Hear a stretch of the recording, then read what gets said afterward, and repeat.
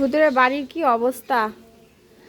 আর পুকুরের তো নিয়ে আসছে যে কমলি শাক কত। হ্যাঁ পুকুরের ভিতরে নামলাম বৃষ্টির ভিতর, এই যে কমলি শাক আর ব্যাগ ভরে কাতলা মাছ 3টে। পাপা তুই মাম দেখবে? কাতলা মাছ দেখাচ্ছি, দাঁড়াও। এটা গাবলা দাও না, গাবলা দাও না যাইবো।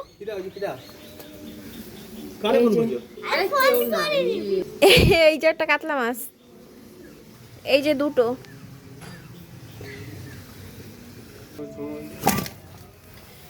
দই কাতলা হবে না? তোমার মনের কথা বলে দে। দই কাতলা বাবা এত বড় মাছ তুলতে পারছি না তো, দেখো মাথায় তো কাতলা মাছের সবথেকে বড় মাছ এইটা। এই মাছ 4 দিন ধরে খাওয়া যাবে। এই যে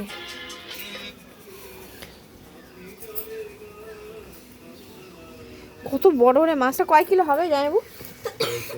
হ্যাঁ হ্যাঁ 50 কিলো, 3.5 কিলো, 2 কিলো মতন হবে।